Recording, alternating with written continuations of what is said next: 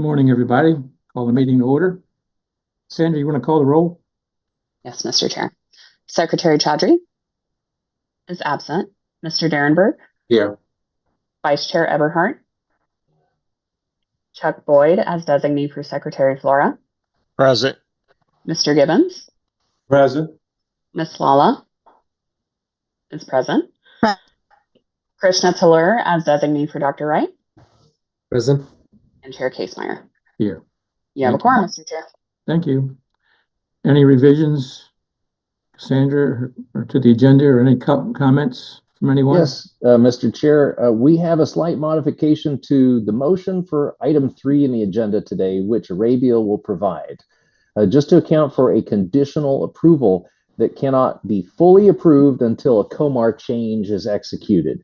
And second, one of our presenters was unable to attend the meeting today, so Tatiana will not be presenting item 10, but we are very fortunate that Jean Shanholtz is here and ready to present that item. There is no public comment to this month. Okay. Alex, you want to give us your report? Yes, thank you, Mr. Chair, and a good, wonderful morning to you, Vice Chair Eberhardt, and members of the Commission. It's great to see you today. Considering that today's meeting contains the much-awaited Commission vote on the staff recommendations for the 100% fiscal year 26 Capital Improvement Program Awards, which this year total $392 million in state funding to school district facilities improvement projects, I think it is best if I just keep my report short, or at least short-ish. So I'll make a brief mention today of our fiscal 25 and 26 operating and capital budgets and provide an update on recent and upcoming outreach activities. And then we'll move to the topic of primary interest to most of our viewers today. As you all know, in this recent legislative session, the state is grappling with an extremely challenging fiscal situation. And like all other state agencies, the IAC was asked to reduce its current fiscal year expenditures and return some budgeted funds before June 30th. To comply, we have trimmed our expenses in non-personnel areas and taken advantage of some current vacancies that won't be filled until after June 30th. And so we're just really fortunate to have not lost any staff to the fiscal 25 cuts. And so far, we have not been notified of any expected staff cuts for fiscal 26, for which I'm grateful, as we're already stretched as it is to carry out our expanded responsibilities with our current staff size. I believe that we've been protected in part by the fact that the state leadership views the IAC as an effective and efficient agency that is doing a difficult job well. Similarly, on the capital funding side, despite Governor Moore and the General Assembly having to cut around $2 billion from the state budget for the coming fiscal year, it's notable that support for local school construction was not reduced at all. In fact, not only did we not lose a dime, the General Assembly looked elsewhere to find money to pay for a handful of direct capital grants in the budget bill, and did not take those required funds out of the IAC school construction funding. I'm convinced that this budgeting for fiscal 26 of the full legislative target of $450 million for school construction, and not a lesser amount, really speaks to the power of the data on school facilities needs that the IAC has presented to the state leadership over the course of the past year, and to the trust that the leadership has in this commission and staff. I consider this fiscal 26 proposed budget, we're waiting for signature on, a victory for schools, students, and staff. And it is my plan to continue, at the least, if not increase, this level of communication with Governor Moore and the General Assembly over the coming year, so that they have the knowledge about the depth of school facilities needs that they need in order to best support students statewide.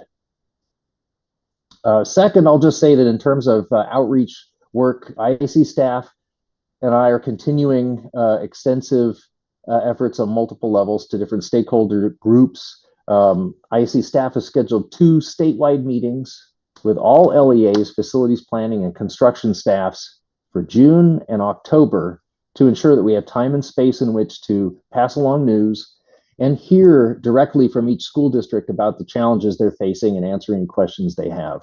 Additionally, I've been meeting with superintendents in different districts across the state recently to talk about increasing coordination, improving the results at the bottom line, and finding ways to increase projects qualifying for funding and to accelerate the delivery of state funding to districts' projects. I intend to do only more of that in the coming months, although it would really help if I could find a way to split myself and attend 2 meetings at once. But regardless, I will also be presenting and talking with stakeholders at the spring conference of the Association of School Business Officials later this month and at the summer conference of the Maryland Association of Counties in August. That concludes my report. I'm happy to stand for any questions. Thank you. Any questions for Alex? Okay, Alex, the consent agenda. You have any thoughts or anything? Thank you, Mr. Chair. Nothing remarkable here. It's the usual collection of contract approvals, closeouts, easements, correction to a CIP amendment, one correction to reversion. I'm happy to take any questions. Any questions on the consent agenda? Do you hear a motion for approval? Mr. Gibbons, and second by Ms. Eberhardt. All in favor of the consent agenda, say aye. Raise your hands. Aye. Yeah. Alex, any opposed? Thank you. Okay, the big item for the day is item number 3. We're announcing our 2026 capital improvements, the 100% recommendations. Arabia? Actually, Mr. Chair, I will lead off and then hand it to Arabia just to make a few comments first. Thank you. The staff of the IC and I are very pleased to present these program recommendations for the 100% CIP. They reflect the state of Maryland's dedication and commitment to providing state funding to local school districts' early planning, project development, design, and construction, as well as capital maintenance projects that keep school facilities safe, healthy, and supportive of teaching and learning activities in between the major renovations and replacements. Just a couple of notes. First, our new business management system has really been instrumental this year in helping staff create, track, summarize, and report on total estimated project costs, current funding requests, prior funding, project details, staff recommendations, and IAC approvals. The coordination amongst the IAC's executive team, the finance team, planning, capital project management, and assessment and maintenance divisions, along with our local and state partners who also have access to the system, continues to evolve, which really is evident in how we've evaluated the scopes of the projects, the enrollments, and the programmatic needs of the school districts, both at the facility and portfolio levels. What's different about the CIP this year? Well, this is the first time that you'll be considering increases to the state share of previously approved contracts at the same commission meeting in which you consider the new awards in the CIP. Historically, contract award increases were not approved until the June IAC meeting. And because of that, any LEA that was waiting for reimbursement of state funds had to wait another month for those additional dollars to become available. And their county governments had to wait to obtain certainty about the updated state funding amounts. So presenting these updates concurrently with the project award increases is intended to help school districts by streamlining this process, reducing administrative overhead, and making state funds available sooner. It's another one of the many efficiency improvements that we're continuing to make to support and assist Maryland school districts as much as we possibly can. I would like to thank, before I hand it over, Arabia and her team, as well as all the IAC staff units that contributed to this year's CIP recommendations. They achieved what has been the most efficient CIP in recent memory, despite learning how to integrate a new technology system into the process. And so thank you, Arabia and team and IAC staff. And now I'd like to hand it over to Arabia to introduce the recommendations. Hey, morning, Arabia. Good morning. Thank you, Alex. Good morning, Mr. Chair, Madam Vice Chair, and members of the Commission. This is yet another year of success towards fulfilling the IAC's mission, overall mission, which is to provide educationally sufficient learning environments for students attending public schools in Maryland. For the final round of recommendations, staff are recommending a total of $390 million to address the school construction funding needs of 103 projects within the state. This amount includes $300 million in new bond authorization, $51.9 million of FY 2026 enrollment growth and relocatable classroom funds, and $40.2 million in LEA, state, and prior year EGRC reserve funds. To account for resubmissions and additional supporting documentation, IC staff have made a few minor adjustments to project statuses and award amounts. More detailed information on the adjustments can be found at the bottom of today's agenda item. Turning to page 84, you may notice that the summary report includes much more detailed information, such as the estimated maximum state award for each jurisdiction, which simply means that the state share for projects has not yet been approved by this commission for individual projects, I should say. Also, the final maximum state award, which means this body has approved the state share for individual projects. Also, newly incorporated into the summary report is the tracking of jointly funded projects, which are projects receiving funding through not only the CIP, but also receive funding through the Built to Learn program, pass-through grant program, and/or Healthy Schools Facility Fund. Our capital project managers for each jurisdiction are available to respond to any project-specific questions that you may have. Finally, Alex mentioned that we are amending the motion from what was included in the agenda you received.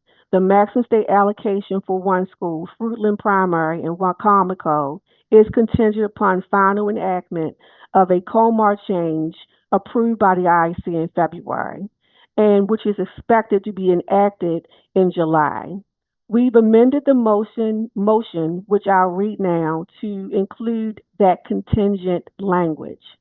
The motion is to approve the final fiscal year 2026 capital improvement program as presented for the total amount of $392.2 million, including $390.3 million dedicated to school construction funding and a reservation of $1.8 million in new authorization for design, planning services, and unanticipated project costs, and to authorize the IEC staff to make minor adjustments to awards based on calculation of the project's maximum state award amount to avoid the over or underfunding of a project.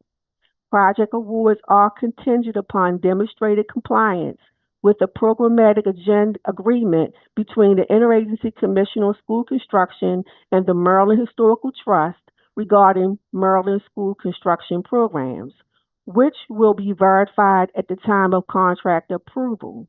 Additionally, to approve revisions as presented to previously approved contract awards to adjust state and local participation amounts due to additional funding provided in the FY 2026 CIP, and to approve the maximum state award for Fruitland Primary Replacement Project contingent on the final approval of the proposed COMAR change to increase the cost per square foot for the net zero add-on.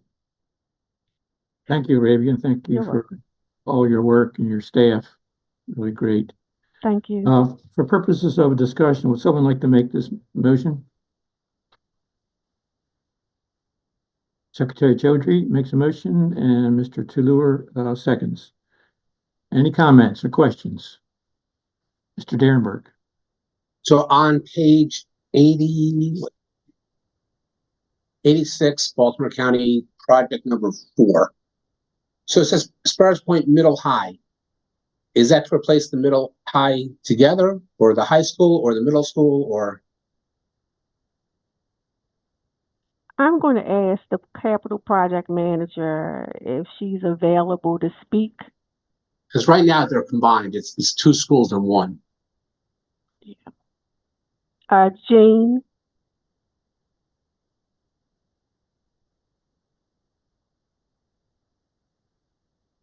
Actually, I believe CPM for Baltimore County is Lisa. If we don't have Lisa on right now, I think what I'd like to do is get you some detailed answers on that in response after the meeting.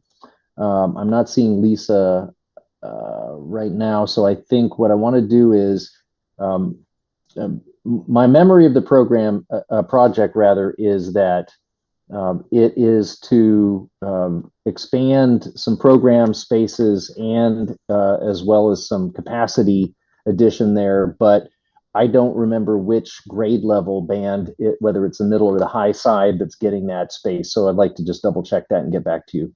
So what I understand is they want to build a new high school on the same property and convert the other to middle.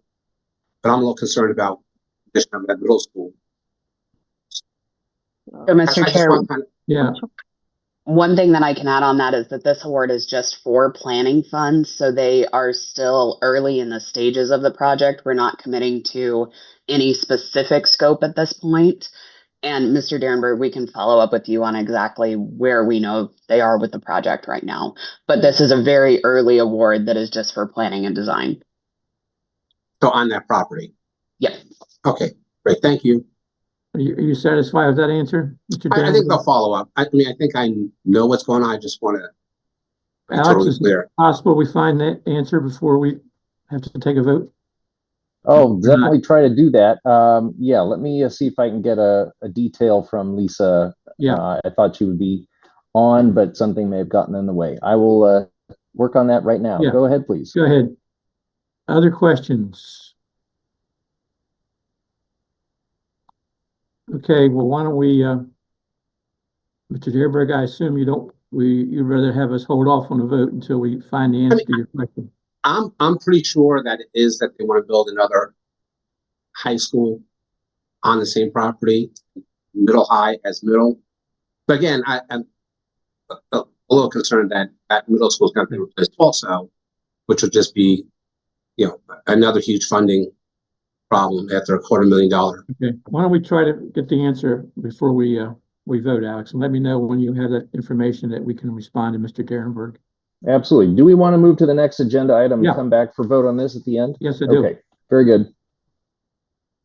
Okay.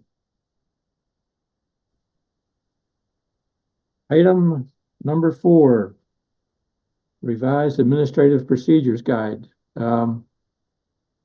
I just want to say this has been a very tedious and a project that's taken a lot of time, and we want to thank Cassandra for spending years to make these revisions. Cassandra, thank you for all you've done, and you want to go ahead?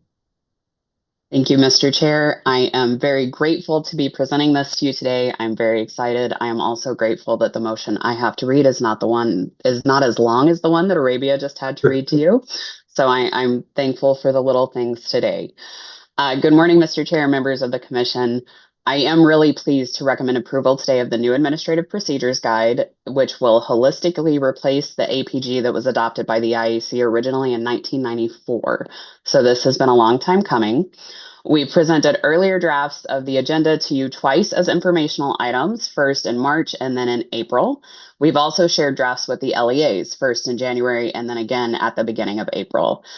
We worked really closely with the LEAs and our partner agencies and stakeholders to get this in the condition that it is in today. I've previously talked about how we drafted this version of the APG in order to modernize the document and to streamline the instructions that we're providing to the LEAs. We have shortened this document by around 160 to 180 pages. So it really is very streamlined compared to what it used to be. And it's all part of the IAC's effort to make our policies and practices as user-friendly as possible in order to provide maximum benefit to our stakeholders. I do want to note that MSDE recently changed the name of 2 divisions that are referenced in the APG. So we will make the appropriate changes to reference the Division of Special Education and the Division of College and Career Pathways as non-substantive edits before we post this final version to the website. The motion is to approve a new administrative procedures guide as presented to replace the presently used administrative procedures guide published originally in September 1994 and revised most recently on August 21st, 2020. To authorize IAC staff to make non-substantive changes as needed, and to authorize staff to revise the APG to reflect the continued rollout of the business management system as processes are released for use by LEAs and prior submission procedures are no longer relevant. I stand for questions, you. Mr. Chair. Thank you very much for all your work. Would someone like to make that motion for purposes of discussion? Mr. Gibbons, and second by Secretary Chaudhry. Questions for Cassandra? Krishna. Thank you, Mr. Chair. First, I want to thank Cassandra and IAC team for their work. MSDE's Office of School Facilities was included and in many discussions. So appreciate the collaboration. One quick question for Cassandra is, once the new APG is adopted today, are there going to be like additional information or training sessions to ensure that the new procedures are taking hold within LEAs, and if so, what mechanisms would we be using? So, Mr. Chair, members of the committee, and Krishna, we have a notice set to go out tomorrow that will let all of the LEAs know that these new procedures are in place. The truth is that a lot of what is being adopted in this procedures guide was already in effect because statute or COMAR had overridden our existing procedures. So there aren't a lot of changes to what the LEAs would expect in this. And almost all of them have been implemented through the IAC's business management system, which I think is where most of the training would take place. We have had training with every single LEA on the business management system, and we do process-specific training and hold open office hours for LEAs every single time we roll out a new process, which we typically do monthly. So there are a lot of opportunities for our stakeholders to ask us questions about these things and to attend some training. Each LEA also has an assigned capital projects manager that is their single point of contact. We work closely with the capital project managers, two of whom are on this call, to make sure that they understand all of the content so that they can advise their LEAs when they reach out to them. Perfect. Thank you. This is going to be revised periodically also, right? In the near Yes, future? Mr. Chair, we expect that this will be updated to reflect changes to statute, changes to COMAR, and changes to IAC policy and practice.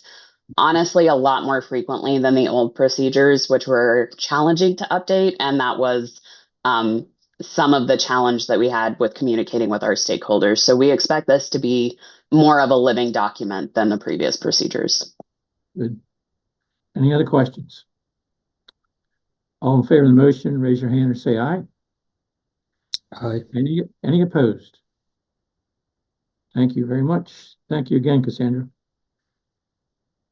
Item number 5, I'm sorry. FY 2026 Healthy School Facilities Fund Administrative Procedures Guide. And oh, that is the one you just did. I'm sorry. I'm looking at the one. No, Cassandra, Mr. Chair. you're going to speak on this Item too? 5. Yeah, item 5 is the Healthy School Facility Fund Administrative Procedures Guide. So I like to think about our main APG as everything that happens for a project after we've awarded it. It's how all of them are executed regardless of programs. Then we have procedures for each individual program that are really application procedures.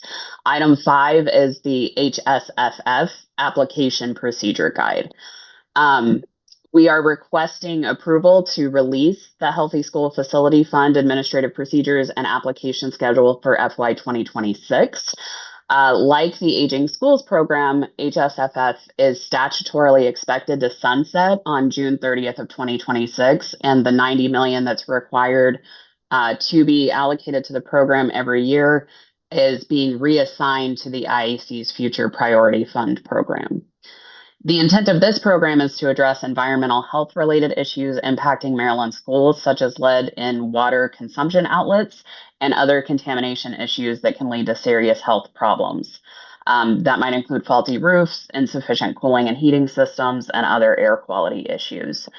For fiscal year 2026, the final capital budget includes $90 million, half of which is statutorily required to be set aside for Baltimore City schools. They are also required to have their own submission deadlines, which you'll see in Schedule 1 of the administrative procedures.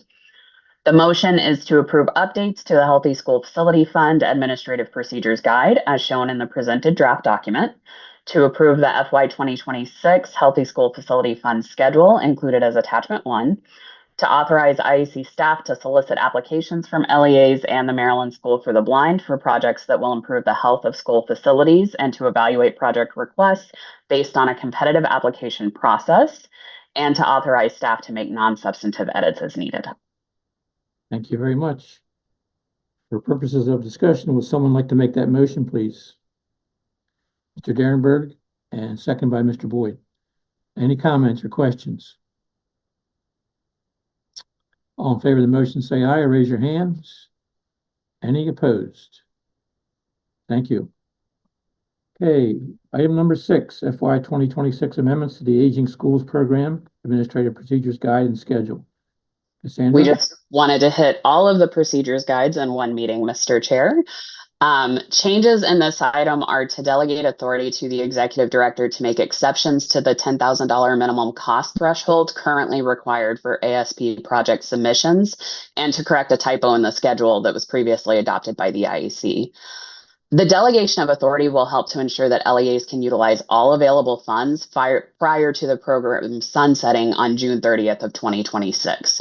Typically, any small balances that were remaining in an LEA would roll over to the following year's program, but because the program is sunsetting, we want to maximize the use of all available funds, and this provision will help us do that.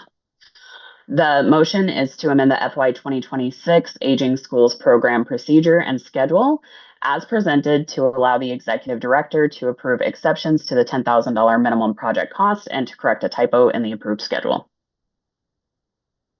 Do I hear a motion to that effect? Mr. Secretary Chaudhry, and second by Mr. Tallur. Any discussion on this motion? All in favor say aye or raise your hands. Any opposed?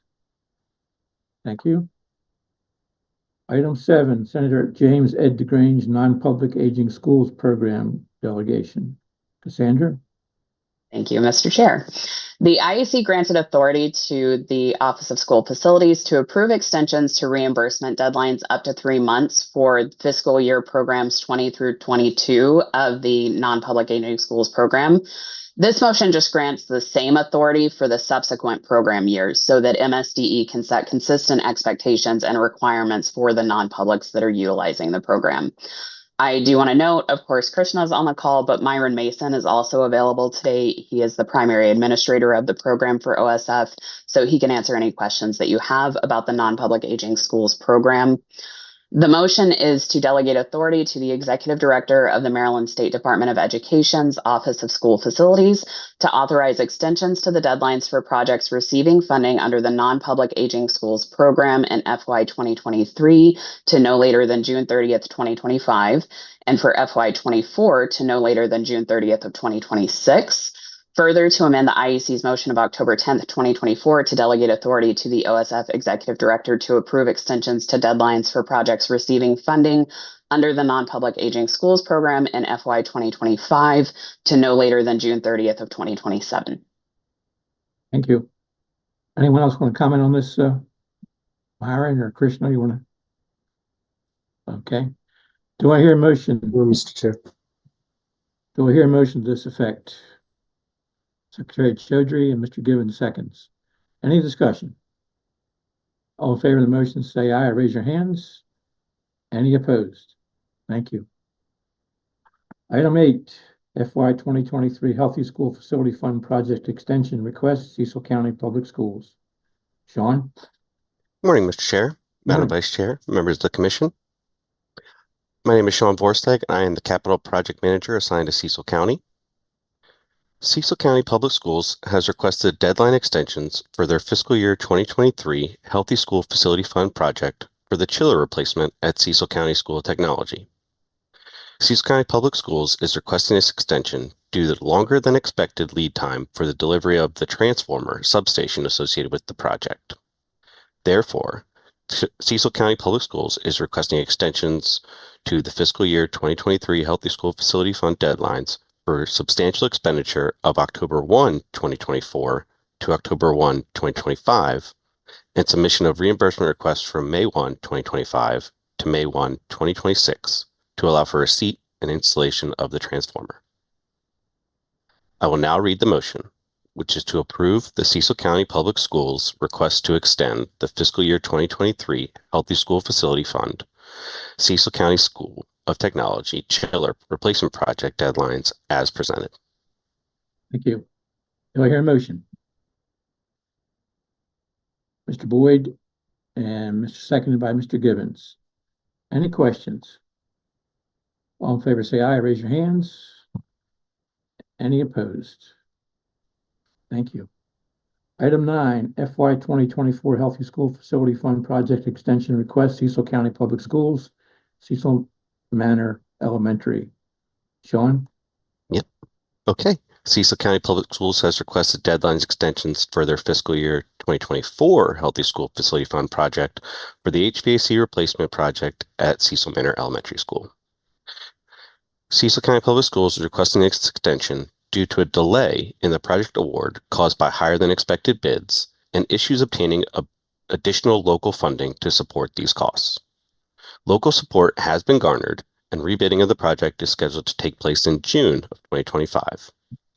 Therefore, Cecil County Public Schools is requesting extensions to the fiscal year 2024 Healthy Schools deadlines for encumbrance of June 2nd, 2025 to October 9th, 2025, substantial expenditure of October 3rd, 2025 to August 30th, 2026, and submission of reimbursement requests from May 1st, 2026 to November 30th, 2026 to allow for this project to move forward. I will now read the motion, which is to approve the Cecil County Public Schools request to extend the fiscal year 2024 Healthy School Facility Fund, Cecil Manor Elementary School HVAC replacement project deadlines as presented. Thank you, Sean. Do I hear a motion to this effect? Ms. Everhart, and second by Mr. Toulour. Any questions? All in favor of the motion, say aye, raise your hands. Any opposed? Thank you. How are we doing, Alec, on the Thank you, Mr. Chair. Yes, Lisa is on and ready to address the question from Commissioner Derenberg.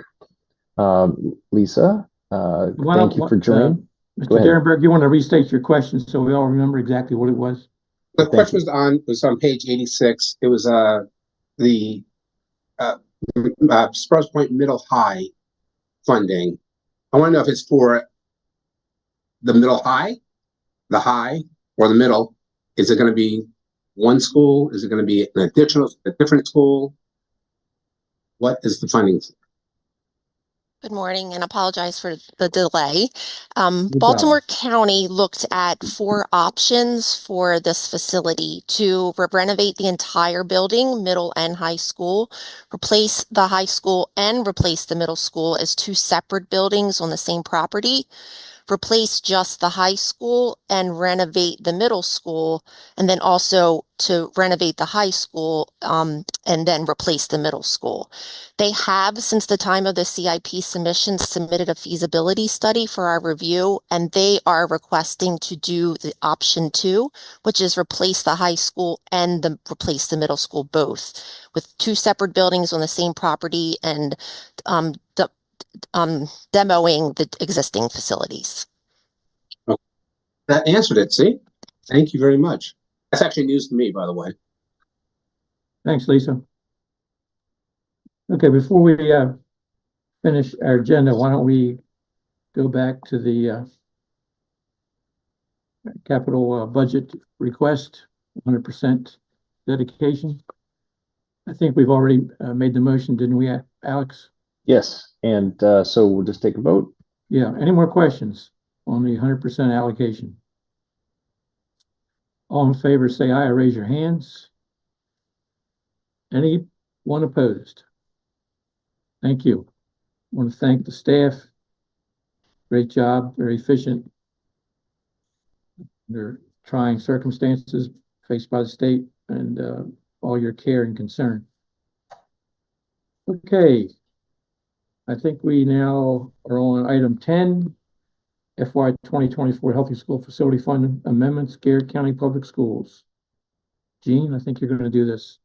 Good morning, Mr. Chair, Madam Vice Chair, and members of the Commission. In early April, IAC staff were informed by Garrett County Public Schools that bids for the Southern High School partial roof replacement project came in slightly higher than anticipated, and that favorable bids were received for the Northern High School partial roof replacement project.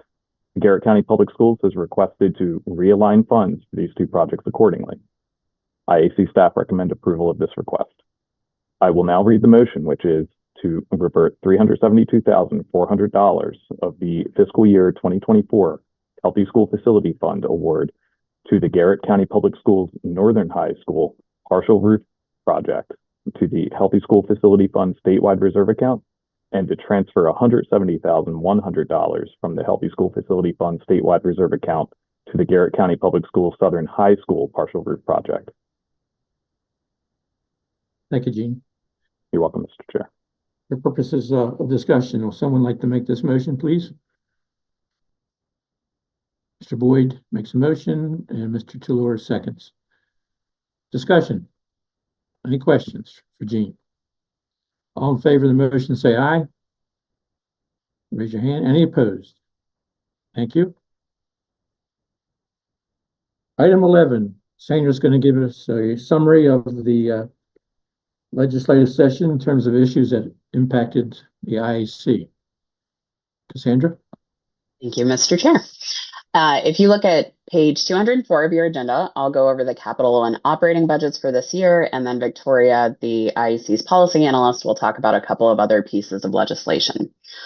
A few key points in this year's capital budget. As you heard earlier in the agenda, there was no reduction to Healthy School Facility Fund funding, which was a concern during early session, as there was some talk about deferring half of this year's program into fiscal year 2027. The EGRC appropriation did pass with some not typical language, which allows just over $10 million that Montgomery County is entitled to under the program to be awarded without a local match. We worked with the LAA and modified their awards, which you just approved in the CIP, and adjusted them accordingly. There is also an existing provision of statute that allows LEAs 2 years to begin repayment of outstanding bond debt after transferring a facility to the county. The capital budget included language that extends that repayment period to 5 years. On page 205, you'll see the capital budget that passed. It includes the standard $6.1 million for the Aging Schools Program, $90 million for the Healthy School Facility Fund, and $3.5 million for the non-public Aging Schools Program. The Public School Construction Program, which we call the Capital Improvement Program, was appropriated just over $300 million, and EGRC was increased from the statutorily required $40 million to nearly $54 million. On page 206, you'll see a few temporary fund restrictions that were added into the budget, and you might remember that Alex talked about these restrictions in his executive director's report last month. $100,000 is restricted until DLS accepts statewide facilities assessment data that we submitted to them on March 14th. We'll let you know as soon as we receive any feedback from them. $50,000 is restricted until the IAC completes its school mapping standards. Those are out for stakeholder review right now and will be presented to you for approval next month. Finally, $100,000 is restricted until all of the IAC's mandatory reports are submitted. We only have 2 outstanding reports at this time. One is a pair of reports for the 21st Century School Buildings Program, for which the Maryland Stadium Authority is responsible, and which we expect to be confirmed as submitted in the next couple of weeks. The second is the 2024 annual report on the Prince George's County Public-Private Partnership. That report is nearly finished, and we expect to bring it to you for approval at next month's meeting. If you move to page 207, you'll see the IAC's operating budget of around $8.2 million for 44 full-time staff. 81% of our operating budget is for salaries. You'll see a reduction in contractual services over the last couple of years. That's largely due to the cost of the BMS implementation, which was included in FY 2024, and the FDS implementation included in FY 2025. For fiscal year 2026 and contractual services, the cost that is represented there is for ongoing licensing and maintenance for those systems, which are required by statute. And now, Mr. Chair, Victoria will talk about the non-budget bills. I have one Good question, morning. Ms. Andrew. I'm sorry, Victoria. The reports, a couple of the reports that we were late, isn't one of the problems that the reporting period ends on one day and the reports due the next day? Yes, Mr. Chair. So particularly for the quarterly reserve fund reports, those periods run through the end of the month and the report is due on the last day of the month. So that You're gonna try to change that, or? Yes, we've been talking to the Department of Legislative Okay, Services, and good. we're going to work with them to try to get a statutory change next year. Okay. I'm sorry, Victoria, go ahead. Oh, that's all right. Good morning. The IAC was asked to provide several fiscal and operational impact statements this session, but only one of the bills that we were asked to provide information on passed. It was Senate Bill 175, which was previously introduced in the 2024 session and was reintroduced to this past session. The bill bans corrugated stainless steel tubing and requires studies to be done by other state agencies regarding fire prevention as a result of gas piping systems. Prior to the introduction and enactment of this bill, schools were previously prohibited from using non-arc resistant jacketed corrugated stainless steel tubing in new school construction. So IAC staff anticipate no impact to LEAs as a result of this new legislation. There was one bill that was not enacted, but was reintroduced during the 2025 session and is worth mentioning. Alex spoke at the last couple of IAC meetings about House Bill 736, which sought to override the calculated state and local cost share system used by the IAC for projects that meet certain criteria. When applied, there's only one project within one LEA that would experience a cost share adjustment, which would have resulted in an estimated increase to the project's funding totaling around $8 million.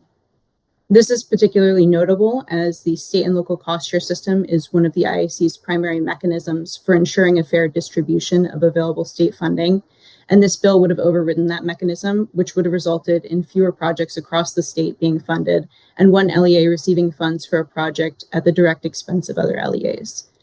IAC staff provided letters of opposition to this bill when it was in both the House Appropriations Committee and the Senate Budget and Taxation Committee, and the bill ultimately failed to pass.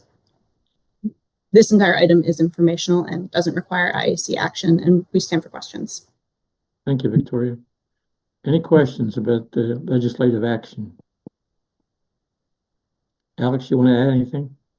Oh, just in conclusion, we're grateful to the General Assembly's continued support, strong support for school construction, holding steady on the intended funding levels.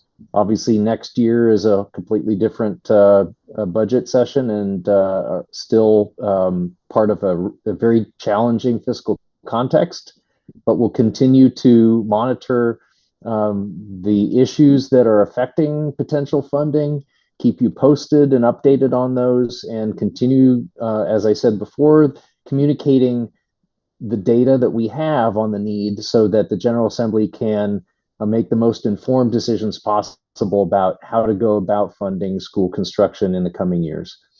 Thank you, Mr. Chair. Sure. Any announcements anyone would like to make? Alex, are we prepared to discuss the July schedule yet in terms of our meeting time, or you want to wait? Yes, I'll just note that we're looking at most likely rescheduling the July IAC meeting by pushing it back 1 month. So instead of July 10th, it would be July 17th, and we'll send a confirmation on that very soon. Just this is a heads up that we will need to reschedule that one. I hope that does not cause any issues for commissioner participation. Certainly, if you commissioners expect it will, please let me know, and we'll send you a rescheduled invitation. Thank you so much. Do I hear a motion that we adjourn? Mr. Boyd makes a motion, Ms. Everhart seconds. All in favor, say aye. Have a good early summer and see you next month. Thank you very much.